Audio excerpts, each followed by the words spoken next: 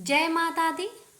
आज गुप्त नवरात्रि का पुण्य चौथा दिवस है। यह दिन अत्यंत गूढ़ साधनाओं और देवी कृपा प्राप्ति के लिए परम शुभ माना गया है। आज हम सभी एक अलौकिक यात्रा पर चलेंगे, जहां श्रद्धा और भक्ति के संग हम श्रवण करेंगे दिव्य षोडशी माता की पावन कथा। साथ ही श्रवण करेंगे देवी महाभागवत पुराण की दिव्य कथा, जिसमें छुपा है माँ दुर्गा की महान लीला और उनके अपरंपार अनुग्रह का रहस्य। यह कथा न केवल आपके मन को शांति देगी, बल्कि आत्मा को देवी के समीप ले जाएगी। तो आइए इस आध्यात्मिक अवसर पर स्वयं को अर्पित करें माँ के चरणों में और अनुभव करें उस चिर शांति, उस दिव्यता को जो केवल माँ की कथा से ही संभव है। प्रेम से बोलिए जय माता दी। भक्तों, षोडशी महेश्वरी शक्ति की सबसे मनोहर श्री विग्रह वाली सिद्ध देवी है। महाविद्याओं में इनका चौथा स्थान है। 16 अक्षरों के मंत्र वाली इन देवी की अंग कांति उदयमान सूर्य मंडल की आभा की भांति है। इनकी 4 भुजाएं एवं 3 नेत्र है। ये शांत मुद्रा में लेटे हुए सदा शिव पर स्थित कमल के आसन पर आसीन हैं। इनके चारों हाथों में क्रमशः पास, अंकुश, धनुष और बाण सुशोभित है। वर देने के लिए सदा सर्वदा तत्पर भगवती का श्री विग्रह सौम्य और हृदय दया से आपूरित है। जो इनका आश्रय ग्रहण कर लेते हैं, उनमें और ईश्वर में कोई भेद नहीं रह जाता। वस्तुतः इनकी महिमा अवर्णीय है। संसार के समस्त मंत्र तंत्र इनकी आराधना करते हैं। वेद भी इनका वर्णन करने में असमर्थ है। भक्तों को ये प्रसन्न होकर सब कुछ दे देती है। अभीष्ट तो सीमित अर्थवाच्य है। प्रशांत हिरण्य गर्भ ही शिव है और उन्हीं की शक्ति षोडशी है। तंत्र शास्त्रों में षोडशी देवी को पंचवक्त्र अर्थात 5 मुखों वाली बताई गई है। चारों दिशाओं में 4 और एक ऊपर की ओर मुख होने से इन्हें पंचवक्ता कहा जाता है। देवी के 5 मुख तत्पुरुष, सधोजात, वामदेव, अघोर और ईशान शिव के 5 रूपों के प्रतीक है। 5 दिशाओं के रंग क्रमशः हरित, रक्त, धूम्र, नील और पीत होने से ये मुख भी उन्हीं रंगों के हैं। देवी के 10 हाथों में क्रमशः अभय, टंक, शूल, वज्र, पाश, खड्ग, अंकुश, घंटा, नाग और अग्नि है। इनमें षोडश कलाएं परिपूर्ण रूप से विकसित है, अतएव ये षोडशी कहलाती है। षोडशी को श्री विद्या भी माना जाता है। इनके ललिता, राज राजेश्वरी, महात्रिपुर सुंदरी, बाला, पंचदशी आदि अनेक नाम हैं। इन्हें आदि शक्ति माना जाता है। अन्य विद्याएं भोग या मोक्ष में से एक ही देती है। ये अनेक उपासक को भुक्ति और मुक्ति दोनों प्रदान करती है। इनके स्थूल, सूक्ष्म पर तथा तूर्य 4 रूप है।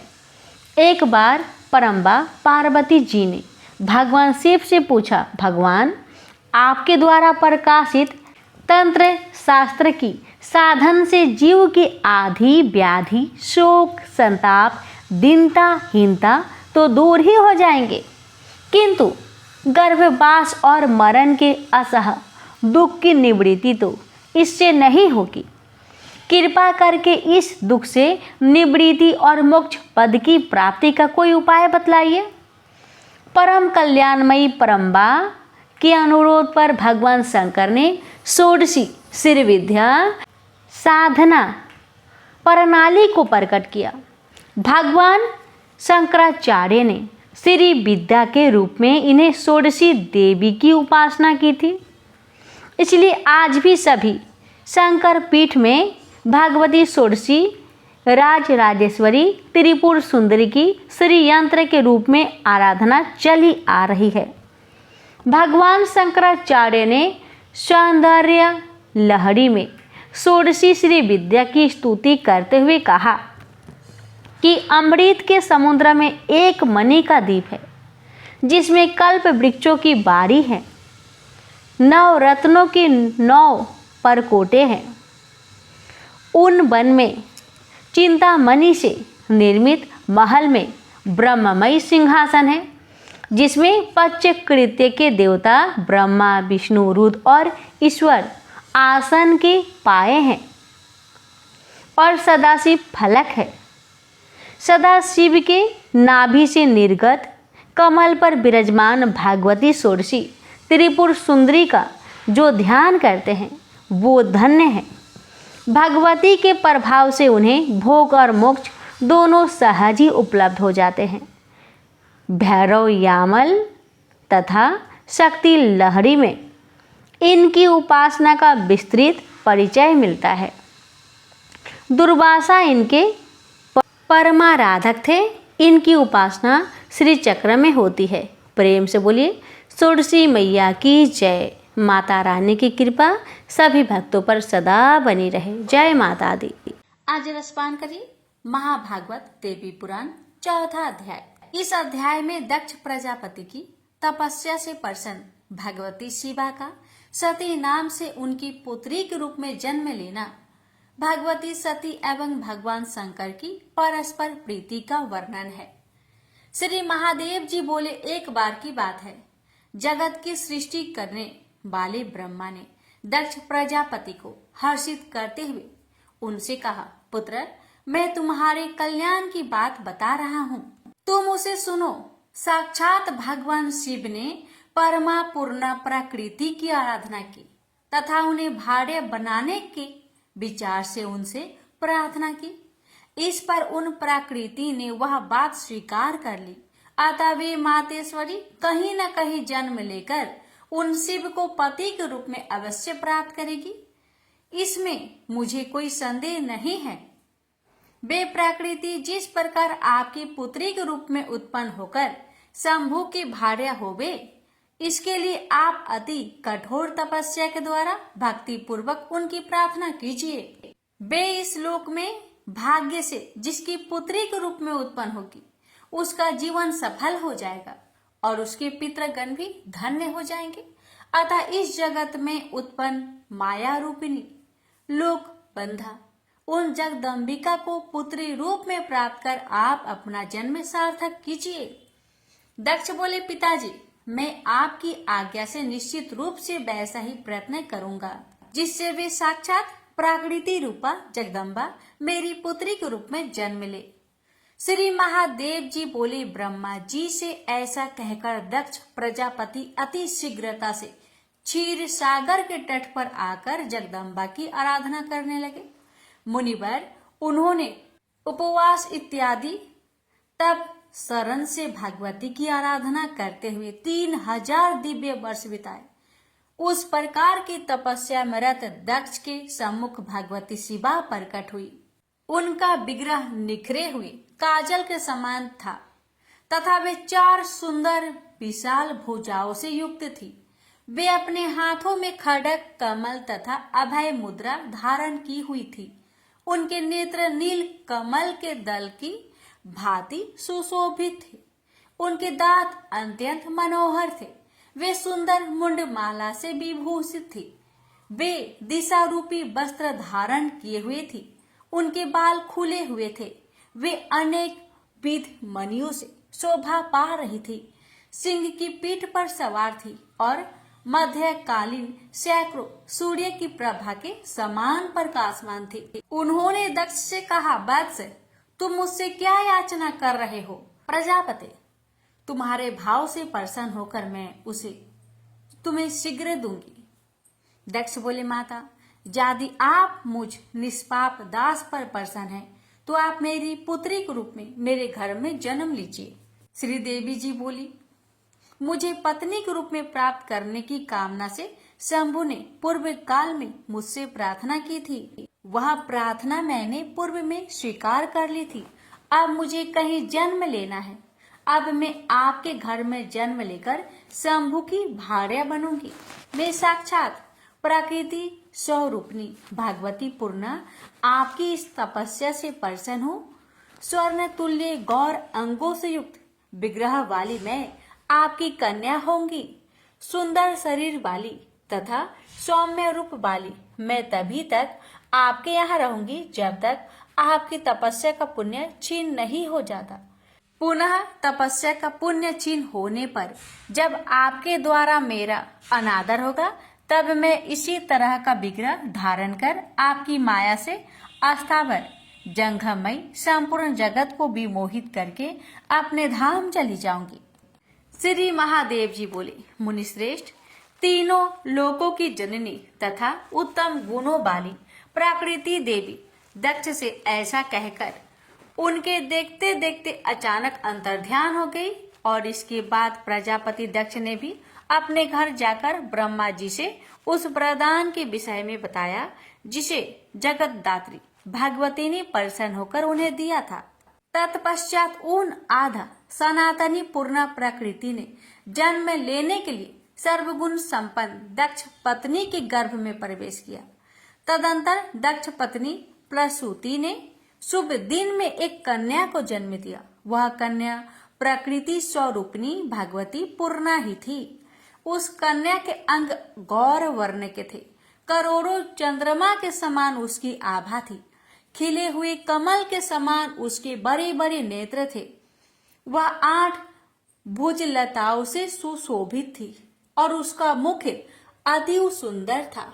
उस समय आकाश से फूलों की वर्षा होने लगी। सैकड़ों दुंदुभिया बज उठी और दिशाएं अत्यंत स्वच्छ हो गई। तब पुत्री का जन्म सुनकर दक्ष प्रजापति वहां आ गए और उस कन्या को देखकर अत्यंत प्रसन्न मन वाले उन दक्ष ने बंधु बांधवों के साथ महान उत्सव आयोजित किया तथा 10वें दिन कन्या का सती कहकर नामकरण किया। वह कन्या वर्षकालीन मंदाकिनी की भांति प्रतिदिन बढ़ने लगी और शरतकालीन चंद्र ज्योत्सना के समान दिव्य कांति से सुशोभित होने लगी। प्रजापति दक्ष एक बार सुंदर मुख वाली उस कन्या को विवाह योग देखकर अपने मन में उसके विवाह के लिए विचार करने लगे। यह कन्या किसे प्रदान करनी चाहिए, अथवा ये तो स्वयं पराप्रकृति है जो अपने वर हेतु पहले से ही वचनबद्ध है। इसलिए वह बात मेरे पूरी तरह बहुत प्रयत्न करने पर भी किसी प्रकार अन्यथा नहीं हो सकती। जिन शिव के अंश से उत्पन्न रुद्रगण मेरी आज्ञा का अनुगमन करते हैं, उनको बुलाकर यह रूपवती कन्या देने योग्य नहीं है। इसलिए शूलधारी शिव को बिना आमंत्रित किए श्रेष्ठ देव, दैत्य, गंधर्व और किन्नरों की एक शिव शून्य सभा बुलाकर मुझे स्वयं वरोत्सव यज्ञ का आयोजन करना चाहिए। तब वही होगा जो विधि का विधान होगा। तब अपने मन में भली भांति ऐसा निश्चय करके मनस्वी दक्ष प्रजापति ने सभी देवताओं तथा असुरों को बुलाकर बिना शिव के ही सभा का आयोजन कर दिया। सती के उस अद्भुत तथा मनोहर स्वयंवर में देवताओं और दैत्यों तथा मुनीन्द्रों की कांति से वह सभा भी अत्यंत सुशोभित हो रही थी। वह सभा सूर्य के सदृश तेजमयी और चंद्रमा के समान कांतिमती होकर सुशोभित हो रही थी। मुनिवर दिव्य माला और वस्त्र तथा प्रभामयी स्वर्ण के मुकुट धारण किए हुए श्रेष्ठ देवगण उस सभा में विराजमान थे। मणियों तथा स्वर्ण सजाए गए उनके रथों, घोड़ों और हाथियों एवं विभिन्न वर्णों के ध्वजों, छत्रों तथा पताकाओं, इन सभी से सुसज्जित वह दक्षपुरी कांतियुक्त होकर शोभा पा रही थी। सैकड़ों हजारों नगारे, मृदंग और ढोल बजने लगे। उस ध्वनि से सारा आकाश गूंज उठा। उस सभा में गंधर्वगण मनोहर गीत गा रहे थे और सैकड़ों हजारों श्रेष्ठ अप्सराएं आनंदित होकर नाच रही थी। इसके बाद प्रजापति दक्ष ने शुभ समय आने पर त्रिलोक्य सुंदरी उस कन्या सती को सभा में बुलाया। मुनि श्रेष्ठ मनोहर तथा कांतियुक्त वह सती परम प्रसन्नता पूर्वक वहां उपस्थित हुई। वह सौंदर्य की प्रतिमा के समान सुशोभित हो रही थी। इसी बीच सर्वश्रेष्ठ महेश्वर नंदी पर सवार होकर वहां आ गए और अंतरिक्ष में स्थित हो गए। तदंतर शिव विहीन उस सभा को देखकर प्रजापति दक्ष ने अपनी परम सुंदरी कन्या सती से यह कहा, माता, ये देवता, असुर, ऋषि तथा महात्मा लोग यहाँ उपस्थित है। इनमें से जो भी आपको अच्छा प्रतीत होता है, उस गुणवान तथा सुंदर रूप वाले को माला पहनाकर आप उसका वरण कर ले। ऐसा कहने पर प्रकृति स्वरूपिणी देवी सती ने शिवाय नमः ऐसा कहकर वह माला भूमि को समर्पित कर दी और वहां पर प्रकट होकर भगवान शिव ने सती के द्वारा अर्पित की गई उस माला को अपने सिर में धारण कर लिया।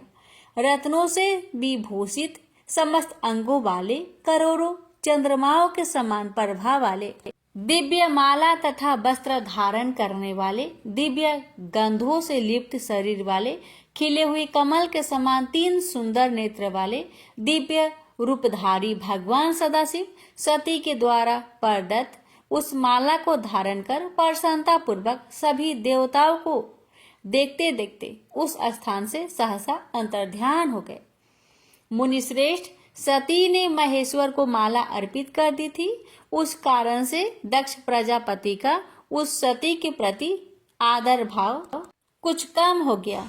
इसके बाद मारीच आदि अपने मानस पुत्रों तथा अन्य मुनीश्वरों के साथ वहां विराजमान ब्रह्मा जी ने सभी प्रजाओं के स्वामी दक्ष से यह बात कही, आपकी इस कन्या ने देवाधिदेव शिव का वरण किया है, इसलिए उन श्रेष्ठ महेश्वर को बुलाकर यत्न पूर्वक विवाहिक विधि विधान से अपनी पुत्री उन्हें दे दीजिए।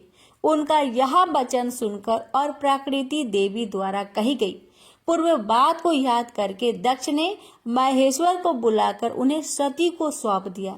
महेश ने भी विवाहिक विधान के साथ उनका प्रसन्नता पूर्वक पानी ग्रहण कर लिया। इसके अंतरल ब्रह्मा, विष्णु और नारद आदि ऋषिगण वेद वाक्यों के द्वारा उन स्तुति प्रिय शिव तथा शिवा को स्तुति से प्रसन्न करने लगे। सभी देवतागण उनके ऊपर पुष्प की वर्षा करने लगे। सैकड़ों हजारों दुधुबिया भी बजाने लगी और सभी देवता गंधर्व तथा किन्नर अत्यंत प्रसन्न हो गए। जटा तथा भस्म धारण किए हुए विश्वेश्वर शिव को देखकर प्रजापति के चित्त में बड़ी व्याकुलता छाई हुई थी और वे मन ही मन सती को भी कोस रहे थे। तत्पश्चात सभी लोकों में एकमात्र सुंदरी सती को साथ में लेकर महेश्वर हिमालय के अत्यंत सुंदर शिखर कैलाश के लिए प्रस्थान कर गए। मुनिश्रेष्ठ, महादेव के साथ सती के चले जाने पर प्रजापति का दिव्य ज्ञान विलुप्त हो गया। प्रेम से बोलिए जगदम्बा माता की जय। प्यारे भक्तों, देवी महापुराण की 4था अध्याय यहीं पर समाप्त होता है। कल की वीडियो में 5वें अध्याय को अवश्य सुनिएगा। माता रानी आप सभी भक्तों की हर मनोकामना को पूर्ण करे। कौशल देश में सुशील नामक एक निर्धन ब्राह्मण रहता था। प्रतिदिन मिलने वाली भिक्षा से वह अपने परिवार का भरण पोषण करता था। उसके कई बच्चे थे। प्रातःकाल वह भिक्षा लेने घर से निकलता और सायंकाल लौट आता था। देवताओं, पितरों और अतिथियों की पूजा करने के बाद आश्रित जन को खिलाकर ही स्वयं भोजन किया करता था।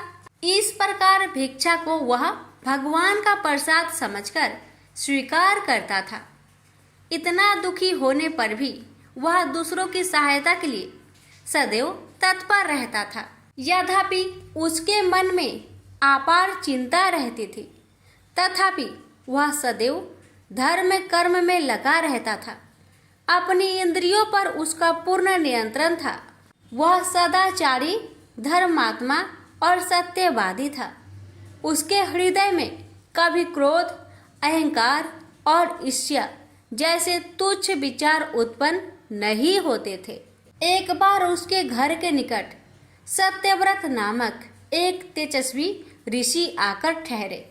वे एक प्रसिद्ध तपस्वी थे। मंत्रों और विद्याओं का ज्ञाता उनके समान आसपास दूसरा कोई नहीं था। शीघ्र ही अनेक व्यक्ति उनके दर्शनों को आने लगे।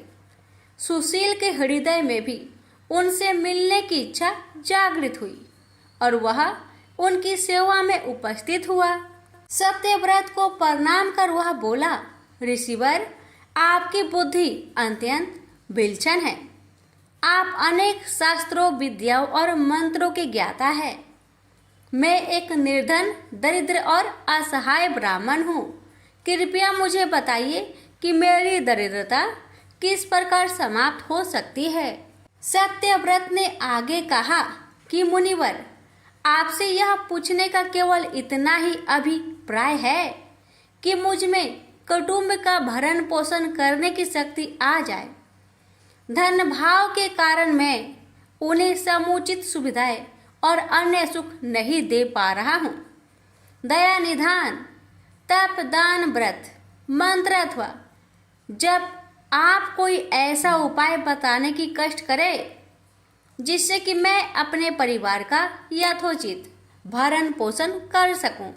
मुझे केवल इतने ही धन का अभिलाषा है जिससे कि मेरा परिवार सुखी हो जाए। सत्यव्रत ने सुशील को भगवती दुर्गा की महिमा बताते हुए नवरात्रि व्रत करने का परामर्श दिया। सुशीला ने सत्यव्रत को अपना गुरु बनाकर उनसे मायाबीज नामक भुवनेश्वरी मंत्र की दीक्षा ली। तत्पश्चात नवरात्रि व्रत रखकर उस मंत्र का नियमित जप आरंभ कर दिया। उसने भगवती दुर्गा की श्रद्धा और भक्ति पूर्वक आराधना की। 9 वर्षों तक प्रत्येक नवरात्रि में वह भगवती दुर्गा के मायाबीज मंत्र का निरंतर जाप करता रहा। सुशील की भक्ति से प्रसन्न होकर 9वें वर्ष की नवरात्रि में अष्टमी की आधी रात को देवी भगवती साक्षात प्रकट हुई और सुशील को उसका अभिष्ट वर प्रदान करते हुए उसे संसार का समस्त वैभव, ऐश्वर्य और मोक्ष प्रदान किया। इस प्रकार भगवती दुर्गा ने प्रसन्न होकर अपने भक्त सुशील के सभी कष्टों को दूर कर दिया और उसे अतुल धन संपदा, मान सम्मान और समृद्धि प्रदान की। इसी कहानी से यह शिक्षा मिलती है कि किसी भी कार्य को श्रद्धा, भक्ति और निष्ठा से करने पर उसका फल सदैव अनुकूल ही प्राप्त होता है। प्रेम से बोलिए भगवती दुर्गा की जय। माँ दुर्गा को आदि शक्ति, भवानी और अन्य कई नामों से जाना जाता है। पौराणिक कथाओं के अनुसार माँ का जन्म दैत्यों के विनाश के लिए हुआ था। वैसे तो सारा साल ही माता की पूजा की जाती है, लेकिन नवरात्र के दौरान इनके विशेष पूजन व उपाय किए जाते हैं। कहा जाता है कि नवरात्र के समय 9 दिन माता रानी पृथ्वी पर आकर भक्तों के बीच रहती है। इसलिए माँ को खुश करने के लिए विधि विधान पूर्वक आरती, पूजा एवं दुर्गा सप्तशती का पाठ करते हैं। आज हम आपको बताएंगे कि माँ दुर्गा की उत्पत्ति कैसे हुई। एक बार सभी देवगण असुरों के अत्याचारों से तंग आ चुके थे। तब ब्रह्मा जी ने उन्हें बताया कि दैत्यराज को यह वर मिला है कि उसकी मौत कुंवारी कन्या के हाथ से होगी। तभी सभी देवों को एक तरकीब सूझी। उन्होंने मिलकर अपनी अपनी शक्तियों से एक देवी को प्रकट किया। विभिन्न देवताओं की देह से निकले हुए तेज से ही देवी के अलग अलग अंग बने। भगवान शंकर के तेज से देवी का मुख प्रकट हुआ, यमराज के तेज से मस्तक और बाल, विष्णु के तेज से भुजाएं, चंद्रमा के तेज से स्तन, इंद्र के तेज से कमर, वरुण के तेज से जंघा, पृथ्वी के तेज से नितंब, ब्रह्मा के तेज से चरण, सूर्य के तेज से दोनों पैरों की उंगलियां, प्रजापति के तेज से सारे दांत, अग्नि के तेज से दोनों नेत्र, संध्या के तेज से भौहें, वायु की तेज से कान तथा अन्य देवताओं के तेज से देवी के भिन्न भिन्न अंग बने।